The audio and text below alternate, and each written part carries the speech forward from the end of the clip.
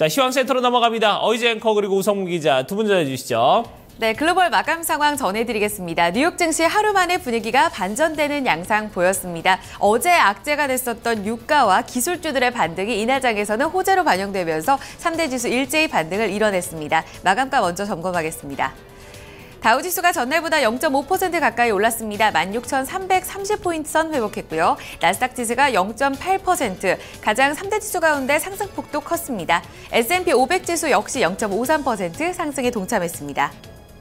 3대 지수 가운데 다우지수 하루 동안의 양상부터 확인해 보겠습니다. 장 초반에는 보시다시피 강력한 흐름은 나타나지 않았습니다. 장 초반에는 더욱더 출렁임, 약보합권으로 전환까지도 있었는데요. 먼저 어제 중국 증시와 일본 증시가 하루 만에 급 반락하는 모습이 나타났습니다. 이에 따라 유럽 증시가 함께 밀렸고 이런 부분들은 글로벌 증시의 투자 심리에 전반적으로 긍정적인 영향을 주지는 못했습니다. 이런 가운데 미국 내에서 나왔던 경제 지표도 지수의 방향성을 주기에 역부족이었는데요. 주간 신규 실업수당 청구 건수가 27만 5천 건으로 예상치에 부합하는 모습을 보였습니다. 전주보다 줄어든 점은 긍정적으로 해석을 할 수가 있겠는데요. 하지만 수입 물가가 좋지 못했습니다. 1.8% 하락으로 2009년 내 하락폭이 가장 컸고요. 여기에 더불어서 그 후에 발표가 됐던 도매 재고 역시 좋지가 못했습니다. 0.1% 감소하면서 전월 대비 하락 감소로 전환한 점 부정적으로 해석이 되고 있습니다. 시장 전문가들은 FOMC 회의를 앞두고서 이날 지표가 금리 인상에 대한 강력한 힌트를 주지 못했다고 평가했습니다. 고용 지표만 본다면 개선됐지만 수입 물가, 도매 재고 등 기업 활동은 여전히 부진하다고 평가를 했는데요. 다음 주 빅 이벤트를 앞두고 시장 참여자들이 역시나 적극적으로 시장에 임할 이유가 적다고 분석을 했습니다. 이 같은 엇갈린 양상을 두고서 오후장 들어서는 분위기가 다소 반전되는 모습이 나타났습니다. 바로 유가가 이날 장에서는 호재로 반영됐는데요. 큰 폭으로 급반등하면서 에너지주 전반적으로 이끄는 모습이었고 여기에 더불어서 이 전날에 낙폭이 컸던 애플과 기술주들이 반등하면서 지수를 이끌었습니다. 0.47% 오르면서 16,330포인트 선의 종가로 거래를 마감지었습니다. 대형주 중심 S&P 500 지수 보겠습니다. 유틸리티를 제외한 전 섹터가 모두 오르면서 대형주 전반적인 매기가 나쁘지 않았습니다. 특히나 반도체 기술주가 가장 큰 폭으로 올라서는 모습이 나타났고요. 앞서 말씀드렸던 유가 반등으로 에너지 섹터를 중심으로 상승폭도 크게 나타났습니다. S&P 500 지수는 0.53% 장중 고점보다는 조금 낮춰 잡았습니다. 1952포인트 선의 종가로 거래를 마감지었습니다. 마지막으로 나스닥 지수 보시죠. 이날 기술주의 힘이 강하면서 3대 지수 가운데 가장 상승 탄력이 좋았습니다. 역시 장 초반에는 조금 흔들림이 있었지만 바이오테크 인덱스가 이날 또 1.85% 올랐고요. 애플 포함해서 반도체 기술주들 일제히 올라섰습니다.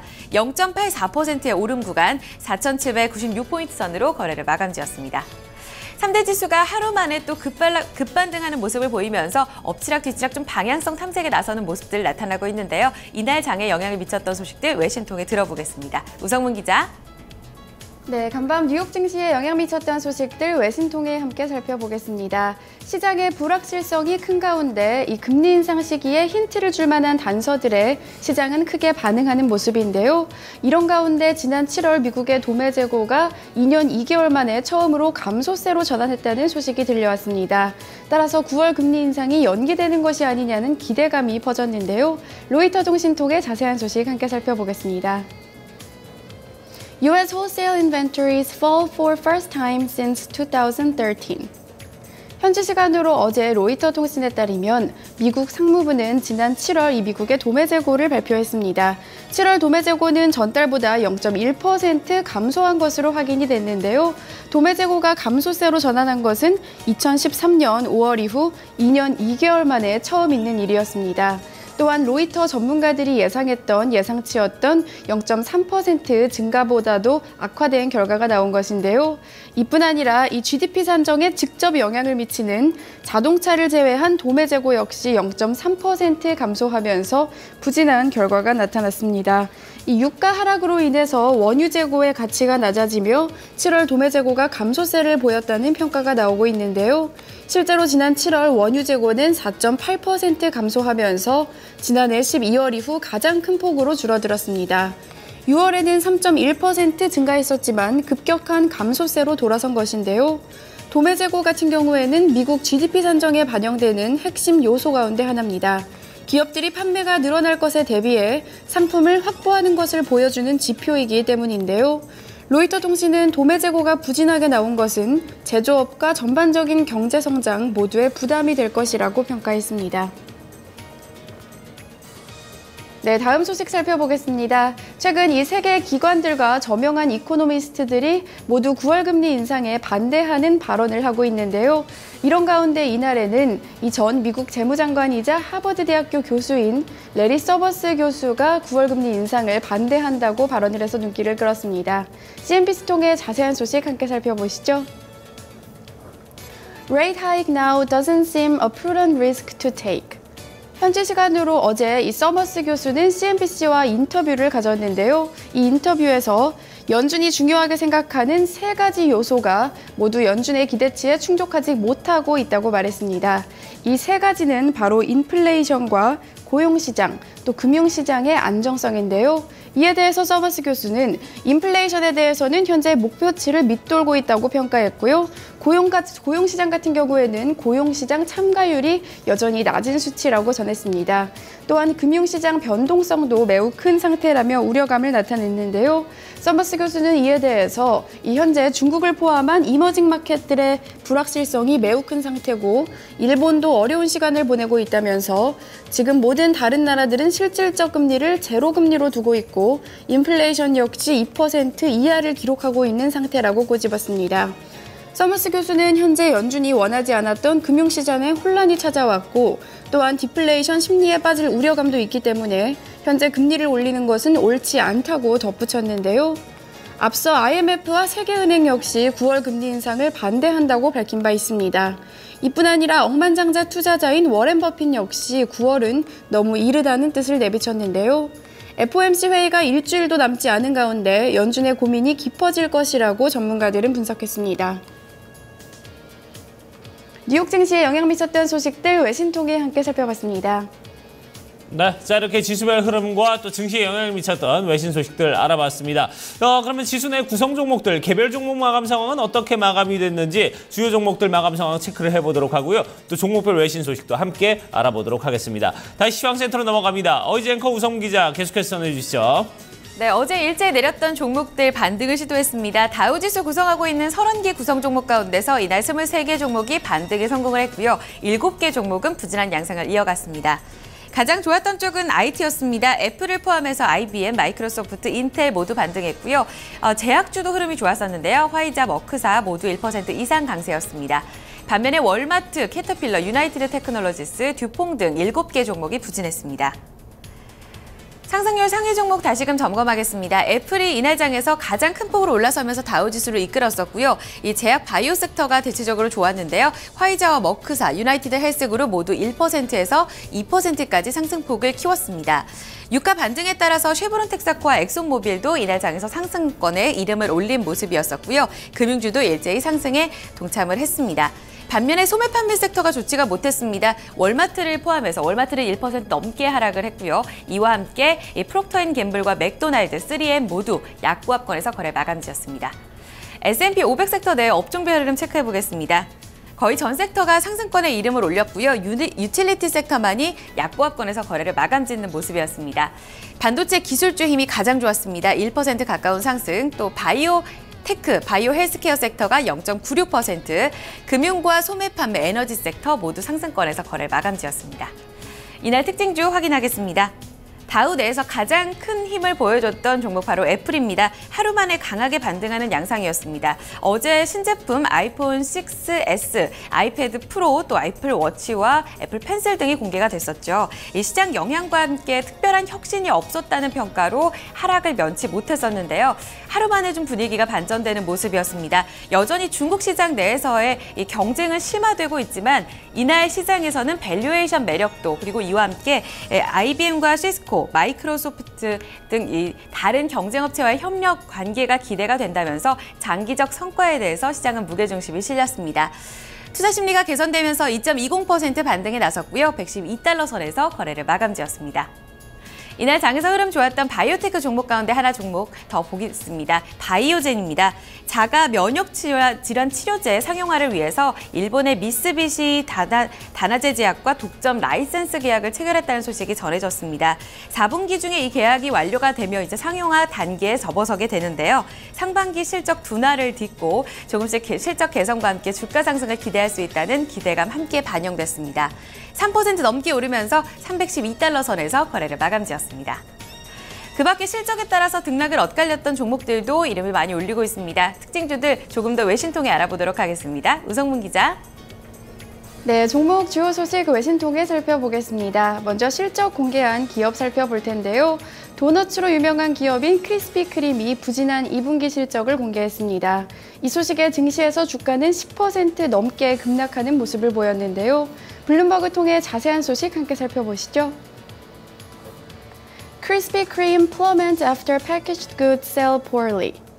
현지 시간으로 어제 블룸버그 통신에 따르면 이 크리스피 크림은 지난 2분기 특별 항목을 제외한 주당 순이익이 15센트를 기록했다고 밝혔습니다.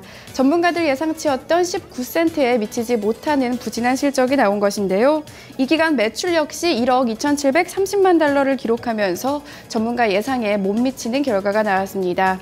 이 부진한 실적에 대해서 크리스피 크림은 도너츠와 스낵 패키지 상품의 판매가 저조하게 나오면서 실적이 악화됐다 라고 설명을 했는데요. 최근 이 스타벅스와 던킨 도너츠와 같은 경쟁사들도 패키지 상품을 팔면서 실적에 위협이 되고 있다는 평가입니다. 이뿐 아니라 최근 미국의 편의점과 식료품 매장에서도 좀 더 건강한 스낵들과 아침거리를 판매하게 되면서 경쟁이 더욱더 심화되고 있는 모습인데요. 이에 대해서 안토니 탐슨 크리스피 크림 최고 경영자는 패키지 상품들의 판매가 올해 말까지도 계속 부진할 것으로 보인다고 전망했습니다. 실제로 크리스피 크림은 올해 전체 실적 전망치를 기존에 제시했던 80센트에서 85센트 사이에서 76센트와 80센트 사이로 하향 조정했는데요. 이 소식에 뉴욕 증시에서 크리스피 크림의 주가는 12% 급락했습니다. 2014년 6월 이후 가장 큰 폭의 하락세였는데요. 크리스피 크림의 주가는 올해 들어서만 21% 하락한 모습을 보여주고 있습니다. 네, 실적 공개한 기업 하나 더 살펴보겠습니다. 요가웨어 전문 업체 룰루레몬 아슬레티카인데요. 이 기업 같은 경우에는 지난 분기 실적이 개선됐음에도 불구하고 현재 분기 전망을 하향 조정하면서 주가가 역시 10% 넘게 급락하는 모습을 나타냈습니다. 월스트리트 저널 통해 자세한 소식 함께 살펴보시죠. 룰루레몬 sales rise, gross margin declines.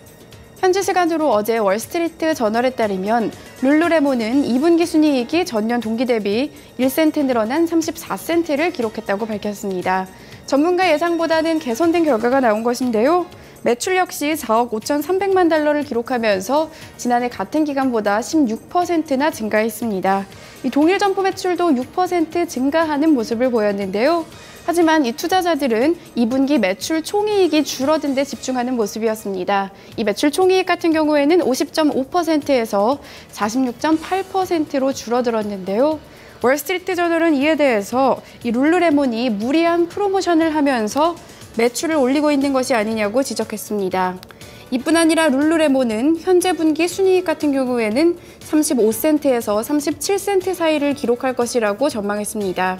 기존 전망이었던 43센트보다도 낮게 잡은 것인데요. 이에 대해서 룰루레몬은 이번 분기 인프라 투자가 늘어나면서 비용이 증가할 것으로 보인다고 설명했습니다. 하지만 투자자들은 이에 대해서 우려감을 나타내고 있는데요. 이날 뉴욕 증시에서 룰루레몬의 주가는 16.41% 급락했습니다. 종목 주요 소식까지 외신 통해 함께 살펴봤습니다. 자, 이렇게 외신 통해서 종목 주요 소식까지 살펴봤습니다. 그럼 유럽 증시는 또 어떻게 마감이 됐는지 확인을 해보도록 하고요. 상품 환율 채권 시장도 마감 상황 체크를 해보도록 하죠. 어이지 앵커가 전해드립니다.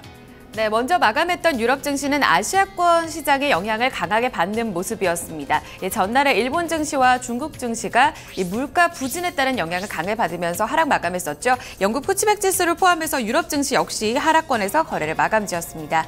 영국 푸츠백 지수는 1% 넘는 하락권에서 거래 마감주였고요. 독일 닥스 지수 역시 소폭 밀렸습니다. 1200선까지 거래를 마친 모습이었고요. 프랑스 까크 지수는 1.5% 넘게 밀리면서 4596포인트 선으로 거래를 마감지었습니다. 이어서 상품시장입니다. 국제 유가는 급반등했습니다. 일단 미국의 원유 재고가 지난주보다 조금 더 늘어난 양상을 보였지만 증시 강세와 더불어서 전날의 하락세에 따른 저가 매수세 유입이 됐고요. 전날보다 배럴당 4% 가까이 오르면서 45달러 92센트 기록했습니다. 금값은 0.7% 오르면서 1,109달러 30센트를 기록한 모습이었었고요. 이와 함께 옥수수 가격은 추가적인 상승세를 이어갔습니다. 부실당 1% 넘게 오르면서 3달러 74센트를 기록했습니다. 이어서 주요 지수입니다. 필라델피아 반도체 지수 역시 하루 만에 반등했고요. 0.41% 상승해서 거래 마감지였습니다. 공포지수인 빅스 지수가 7% 내린 가운데 BDI 발틱 운임 지수 전날에 이어서 20포인트 넘게 밀렸습니다. 830포인트 선에서 거래 마감지였습니다. 마지막으로 외환채권 시장입니다. 어제 서울 외환시장에서 원달러 환율은 다시금 반등했고요. 5원 오르면서 1,194원 40전의 종가로 거래를 마감지었습니다. 하지만 간밤의 달러 흐름은 다시금 약세 띄면서 달러 인덱스가 95.54 레벨대까지 내려갔고요. 마지막으로 미국채 10년물 금리는 전거래보다 소폭 올랐습니다. 2.22% 수익률을 기록했습니다. 지금까지 글로벌 마감 동향이었습니다. 네, 자 이렇게 글로벌 마감 동향까지 모두 다 살펴봤습니다. 자 이번 주 여름이 갔을까 하는 생각이 들 정도로 상당히 좀 더운 날씨가 이어졌던 한 주였습니다. 하지만 오늘은 예년의 가을 날씨를 좀 되찾을 것 같다고 하고요. 서울 낮 기온 같은 경우 한 26도 정도까지만 오른다고 하니까 좀 선선한 날씨가 되지 않을까 하는 생각이 드네요. 자 주말 선선하게 좀 가을 맞이하시면 될 것 같고요. 내일은 또 비 소식이 있으니까 이런 부분도 좀 대비를 하시길 바라겠습니다. 자 토마토 모닝쇼 1부 순서 여기서 마무리 짓도록 하고요. 저희 잠시 후에 2부에서 다시 뵙도록 하겠습니다.